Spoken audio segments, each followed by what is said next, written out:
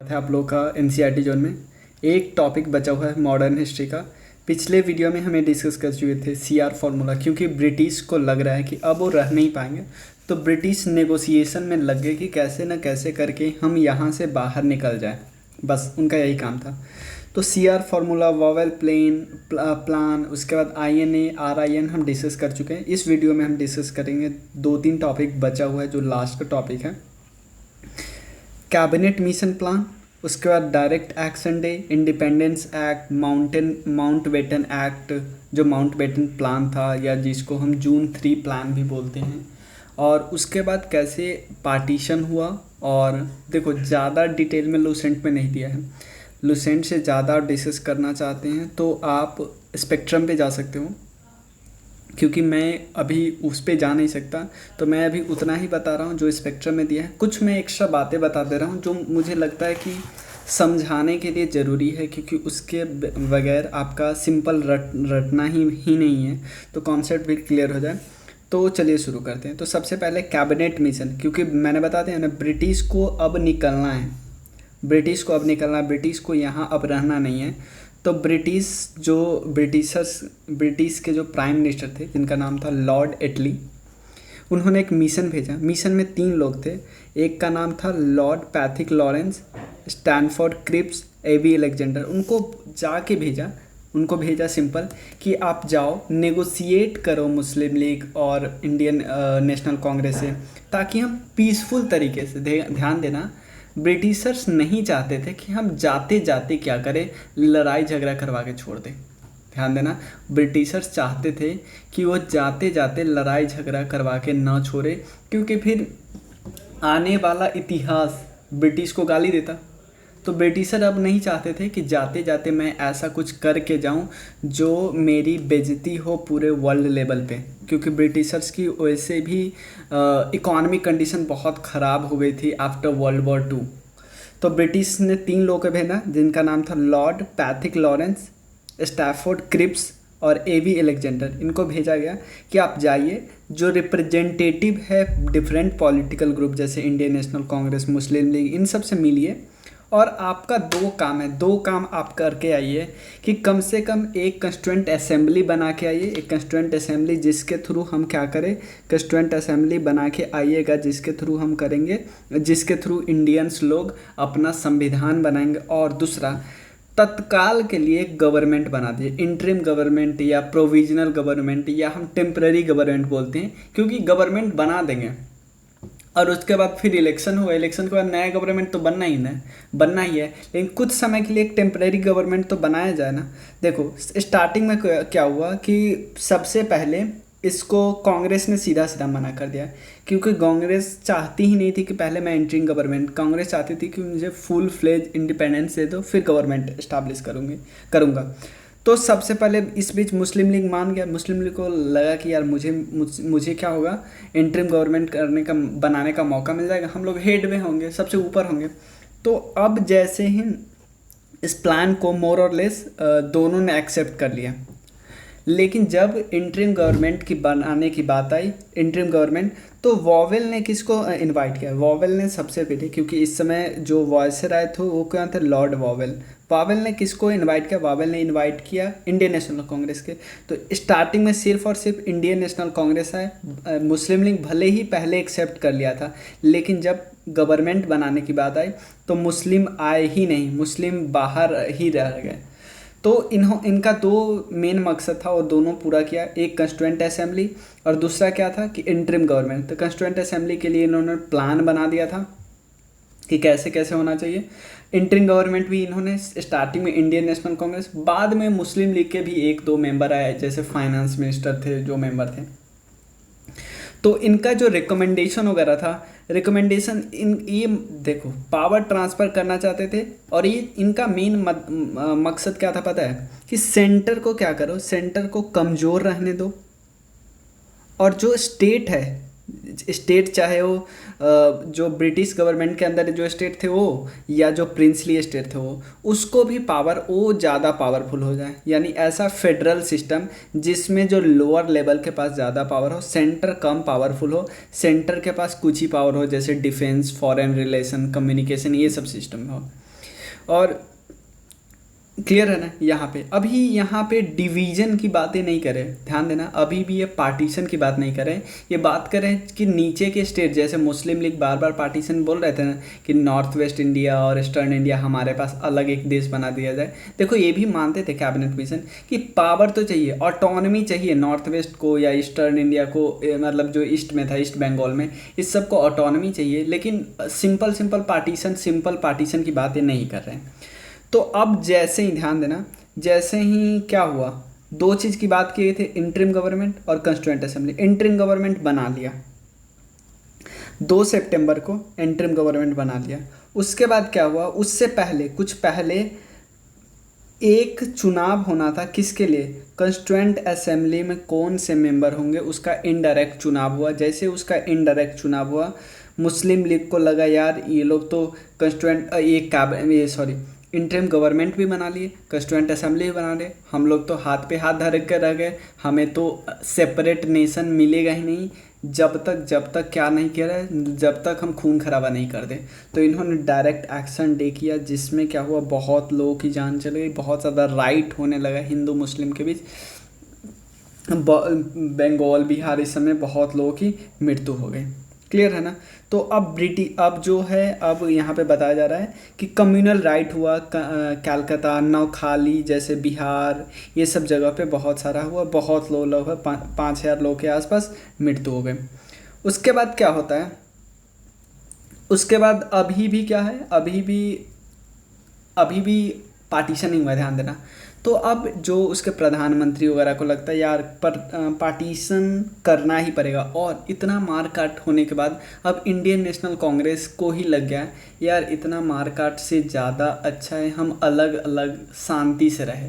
Clear, हम अलग अलग ही रहे लेकिन शांति से रहे, कम से कम मार काट तो नहीं हुआ, क्योंकि उसमें जान जाती है एक निर्दोष इंसान की जिसकी कोई गलती ही नहीं है, जो ना उस प्लान में पार्ट ले रहा है। जब नेगोशिएशन की डिस्कशन चल रही, कोई पार्टिसिपेशन ही नहीं है उसका, उसको तो बस ऊपर से ऑर्डर मिल के बहकाया जा रहा है और वो जान दे रहा है। यही हो रहा है ना, राइट में यही होता है ना कि समाज के वो लोग ज़्यादा लड़ाई में पार्टिसिपेट करते जिनकी कोई गलती ही नहीं है, जिनको पता भी नहीं है क्या हम क्या कर रहे हैं। क्लियर है ना? ऊपर से ऑर्डर, कोई ऊपर से अपने बातों से किसी को बहला फुसला रहा है, और लोग क्या करें, लोगों की क्योंकि लिटरेसी उतनी थी नहीं उस समय, अभी भी कम है, और लोग बहक जाते हैं। क्लियर है ना? अब ब्रिटिश के प्राइम मिनिस्टर को लगा यार अब तो क्या किया जाए कि जितना राइट वगैरह हो, सिर्फ एक राइट नहीं था, इसके अलावा कई बार और हुआ। तो ब्रिटिश के प्राइम मिनिस्टर को लगता है यार अब निकलते हैं। उन्होंने बोल दिया ब्रिटिश वुड विदड्रॉ, उन्होंने बता दिया कि 30 जून 1948 को हम इंडिया को आज़ाद कर देंगे। और क्योंकि ये बात चल रही लगभग 20 फरवरी 1947 में, उन्होंने लगभग 1.5 साल का समय लिया था, लेकिन ऐसा कुछ हुआ क्योंकि और ज़्यादा प्रॉब्लम आने लगी, तो उन्होंने सोचा नहीं हम 6 महीने के अंदर ही हम बाहर चले जाएंगे। तो उन्होंने अब भेजा, वॉवेल जो थे उनको हटाया, उनके जगह पे एक नया बंदा को भेजा जिनका नाम था माउंटबेटन। बहुत ज़्यादा एक्सपर्ट थे और इन मामलों में, और भी क्योंकि उन्होंने और भी बहुत अच्छे अच्छे काम किए थे इन ब्रिटिशर्स के लिए। इन मार्च 1947 लॉर्ड माउंटबेटन उन्होंने रिप्लेस किया लॉर्ड वॉवेल को। उन्हें अनाउंस इस प्लान, जिस प्लान का नाम है, जिसको जून 3 प्लान भी बोलते हैं। उनका जो अर्लियर प्लान था, प्लान बाल्कन, उसको अबेंडेंट कर दिया गया। उन्होंने अबेंडेंट कर दिया फॉर इस प्लान के लिए, मतलब इनको कहीं और जाना था इन्होंने, लेकिन इस प्लान पे ज़्यादा तवज्जो दिया क्योंकि ये इम्पॉर्टेंट था। It offered a key to political and constitutional deadlock created by the refusal of Muslim League to join the Constituent Assembly formed to frame the Constitution। देखो Constituent Assembly बना था संविधान बनाने के लिए, लेकिन मुस्लिम लीग पार्टिसिपेट ही नहीं कर रहा था ना, मुस्लिम लीग पार्टिसिपेट ही नहीं कर रहा था वो दंगे करवा रहे थे। तो कुछ ना कुछ तो ऐसा काम करना है, क्योंकि पॉलिटिकल डेडलॉक था ना, क्योंकि अकेले इंडियन नेशनल कांग्रेस से तो नहीं चलने वाला था ना देश, क्योंकि एक तबका, एक जो लोग हैं, एक कम्युनिटी पूरी पूरी बाहर ही थी, मतलब ऑलमोस्ट, मैं सबकी बात नहीं कर रहा हूँ कि सारे मुस्लिम जो थे मुस्लिम लीग के साथ थे, मतलब हम ऐसा भी तो मान सकते हैं 50% तो रहे होंगे ना, तो 50% मुस्लिम, तो फिर भी तो एक बहुत मेजर चंक ऑफ पॉपुलेशन सीधा इसके बाहर है, उनकी बात ही नहीं सुनी जा रही है, क्योंकि वो उनका जो लीडर है वो पार्टिसिपेट ही नहीं कर रहा है कंस्टिट्यूएंट असेंबली में, जहाँ पे संविधान बनाया जा रहा है, तो उनकी बात ही नहीं रखी जाएगी ना, उनका प्रॉब्लम ही नहीं रखा जाएगा। क्योंकि अगर आप क्लास 12th का बुक पढ़िएगा तो उसमें बताया गया कि हर, जैसे ट्राइबल लोगों के लिए बात रखता था कोई अलग लीडर, और ST SC के लिए बात कोई अलग लीडर रखता था, उनके अपने लीडर थे जो माइनॉरिटी के जो प्रॉब्लम है उनको बताते थे, तो तभी तो ज़्यादा डिस्कशन होती थी, अच्छे से डिस्कशन हो सकती थी। तो माउंटबेटन फार्मूला, माउंटबेटन को लग गया था, उनका फार्मूला में सिंपल था कि अब तो हमें करना ही पड़ेगा पार्टीशन, लेकिन वो भी चाहते थे, पता है क्या, कि ऐसा नहीं हम कि आधा आधा बांटते, वो चाहते थे जो एक नया देश बने वो जितना छोटा से छोटा बने, वो मैक्सिमम यूनिटी करने के के फेवर में थे, कि इंडिया ज़्यादा से ज़्यादा बड़ा हो, जो नया देश बने वो छोटा से छोटा हो। The country would be partition but so would be Punjab and Punjab, जो कि लिमिटेड पाकिस्तान की बात करते थे, और अब दोनों मान गए हैं थोड़े बात पे। The league position Pakistan was considered in that it would be created but the Congress position on unity would be taken in, क्योंकि अब दोनों धीरे धीरे मान गए हैं, चाहे वो इंडियन नेशनल कांग्रेस को भी लग रहा है यार नहीं चलने वाला है। क्लियर है ना। तो दो देश अब क्या हुआ, इनके प्लान के कारण ही अब बंटवारा हो गया, लेकिन इसको अब एक शक्ल देने के लिए, एक नया शक्ल देने के लिए एक एक्ट तो लाना पड़ेगा ना, तो उसके बाद आया इंडियन इंडिपेंडेंस एक्ट। इस बिल में कॉन्टेनिंग द प्रोविजन, इस बिल में क्योंकि भले ही माउंटबेटन ने प्लान बना दिया, लेकिन वो कोई कानून थोड़ी था, उन्होंने भले ही प्लान बनाया, प्लान को सब लोग मानेंगे, फिर ब्रिटिश के पार्लियामेंट में पास होगी तभी तो एक्ट बनेगा। तो अब एक्ट बन के आ गया है इंडियन इंडिपेंडेंस एक्ट। इस माउंटबेटन प्लान को एक नया रूप दिया, नया रूप ने मेजर रूप दिया। was introduced in British Parliament and passed as the Indian Independence Act 1947. The act laid down detailed measure for the partition कैसे होगा और स्पीडी ट्रांसफ़र कैसे होगा पॉलिटिकल पावर इंडिया और पाकिस्तान के बीच। क्लियर। अब हम आज़ाद हो चुके हैं और इसके साथ हम पार्टीशन भी हो चुका है हमारे देश का। तो अब क्या हो गया कि बहुत सारे ऐसे प्रिंसली स्टेट थे, क्योंकि आपको पता है 563-64 के आसपास प्रिंसली स्टेट थे जो ब्रिटिश इंडिया के डायरेक्ट कंट्रोल में नहीं आते थे, फिर भी पारामाउंटेसी एक था, पारामाउंटेसी कि ब्रिटिश का फिर भी बहुत काफ़ी हद तक कंट्रोल होता था।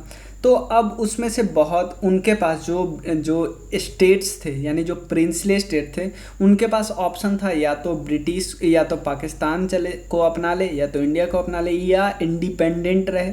तो उसमें से बहुत सारे ऐसे थे जो इंडिपेंडेंट रहना चाहते हैं, जैसे हैदराबाद का सबसे इंपॉर्टेंट आता है, कश्मीर का आता है, जूनागढ़ का आता है। जूनागढ़ तो पाकिस्तान में मिलना चाहते थे, क्योंकि जूनागढ़ के जो राजा थे वो मुस्लिम थे, तो इसलिए वो पाकिस्तान में मिलना चाहते थे। हैदराबाद इंडिपेंडेंट रहना चाहती थी, क्योंकि उसका साइज इतना ज़्यादा बड़ा था कि उसको लगता था कि हाँ हम रह सकते हैं, मतलब इंडिपेंडेंट रह सकते हैं। लेकिन सब एक एक करके अगर आप डिटेल में देखना चाहते हैं तो आप क्लास 12 का मेरा वीडियो बनाया हुआ है, क्लास 12 के पॉलिटी का बुक, तो आप इंटीग्रेशन ऑफ में उसमें डिटेल में देख सकते हो, अच्छे से दिया हुआ है। क्लास 12 की NCERT जो बुक है, NCERT की 2 बुक है क्लास 12 की पॉलिटी की, उसमें एक है इंडिया के रेस्पेक्ट में, एक वर्ल्ड के रेस्पेक्ट में। तो इंडिया वाला पूरा बुक कंप्लीट है, एक चैप्टर बचा हुआ है, लेकिन हमारा एक चैप्टर, लेकिन इंटीग्रेशन ऑफ स्टेट सब कुछ हो चुका है।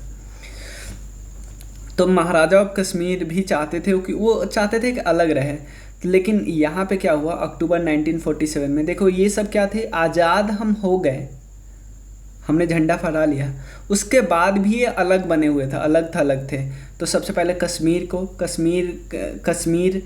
से पहले ही जूनागढ़ आ गया था एक्चुअली, लेकिन कश्मीर के बारे में स्टोरी समझ लेते हैं। कश्मीर में एक्चुअली हुआ था कि पाकिस्तान के कुछ लोग, मतलब पाकिस्तान के कुछ ट्रूप्स, ध्यान देना, पाकिस्तान का ऑफिशियल ट्रूप्स नहीं था, पाकिस्तान उसको अनऑफिशियल तरीके से अपने ट्रूप्स को भेजा था, ताकि वो बोला कि जाइए इन्वेड कर लीजिए। तो अब यहाँ के जो हरी सिंह थे, यहाँ के राजा थे, महाराजा ऑफ कश्मीर हरी सिंह, उनके पास कोई ऑप्शन ही नहीं था। वो सीधा सीधा आए मतलब पटेल जी के पास, पटेल और नेहरू जी के पास। पटेल नेहरू जी ने बोला कि मैं सपोर्ट करूँगा, मैं सपोर्ट करूँगा, तभी सपोर्ट करूँगा जब आप इंस्ट्रूमेंट ऑफ एक्सेशन साइन करोगे। तो उन्होंने इंस्ट्रूमेंट ऑफ एक्सेशन साइन किया, उसका तो इंडिया का पार्ट है, अभी तक है। उसके बाद नवाब ऑफ जूनागढ़, वो चाहते थे, वो मुस्लिम थे और जब मुस्लिम रूलर, लेकिन जो वहाँ के पीपल थे ना वो हिंदू थे। लेकिन जूनागढ़ में क्या हो गया, विद्रोह हो गया था, क्योंकि लोग सब चाहते थे इंडिया में मिलना। तो जूनागढ़ के खिलाफ में फिर वहाँ पे रेफरेंडम करवाया गया, यानी लोगों से वोटिंग करवाया गया। लोगों ने बोला कि हाँ हम तो इंडिया में रहेंगे, तो फिर जूनागढ़ के राजा को हटाया गया। उसका निजाम ऑफ हैदराबाद, इन्होंने सबसे ज़्यादा प्रॉब्लम किया, ये तो काफ़ी मारकाट पे उतर गए थे। इनका जो एक पीएम था, इनका जो प्राइम मिनिस्टर था, आप इनके बारे में, इनका एक कोई सेना होता था, उनका पता नहीं क्या नाम है उसका। तो वो उन्होंने तो इतना ज़्यादा खून खराबा किया था, रेप मर्डर वगैरह करने लगे थे। फिर इंडिया की आर्मी को भेजना पड़ा, और जब force to assent the Indian Union, the pressure of internal anarchy हो गई थी, मिलिट्री एक्शन वहाँ पे करना पड़ा 1948 में। उसके बाद फ्रेंच कॉलोनी जो था, जैसे पौंडीचेरी, चंद्रानगर, माहे, कराईकल, यनम, ये वाला ये सब पौंडीचेरी का पार्ट है, ध्यान देना। पौंडीचेरी एक, जैसे पौंडीचेरी ऐसे है ना, तो पौंडीचेरी कई जगह है। एक है यहाँ पे आप देख लेना क्या है, एक है पौंडीचेरी, यनम, कराईकल, 4 डिस्ट्रिक्ट है पौंडीचेरी में। एक पौंडीचेरी है, एक माहे, कराईकल और यनम, ये अलग है। तो ये सब फ्रेंच कॉलोनी का पार्ट था, इन्होंने 1954 में इंडिया का पार्ट बना। उसके बाद पोर्तुगीज़ कॉलोनी था, जैसे गोवा, दमन एंड दीव, दादर नगर हवेली, ये इन दोनों को अब एक यूटी बना दिया गया। पहले अलग अलग था ना, दमन एंड दीव एंड दादर नगर हवेली। पहले दमन एंड दीव एक था, दादर नगर हवेली एक था, लेकिन अब इन दोनों को मिला के एक यूनियन टेरिटरी बना दिया गया। ये सब किसके अंदर था, पुर्तगीज़ के। 1961 में हमने इससे ले लिया, इसमें भी मिलिट्री एक्शन करना पड़ा। क्लियर है? तो यही है हमारा टॉपिक। तो हमारा मॉडर्न हिस्ट्री एकदम कंप्लीट हो गया लूसेंट से। अब आपने बोला है कि मुझे कंप्लीट करने हैं एंशिएंट हिस्ट्री और ज्योग्राफी पहले जल्दी, तो मैं ट्राई करूँगा जल्दी से जल्दी करने की कंप्लीट, क्योंकि मॉडर्न हिस्ट्री का कुछ सिंपल एक पेज वाला टॉपिक जो है, तो अगर आप कर लोगे तो ठीक है, नहीं तो मैं करा दूँगा। क्योंकि मैं अगर कराऊँगा तो मैं थोड़ा एक्स्ट्रा डिटेल भी बताऊँगा, क्योंकि उसमें बहुत कम है। मैं थोड़ा ऐसे बताऊँगा कि आपको याद हो जाए, मैं ट्राई करता हूँ। और चलिए, थैंक यू सो मच।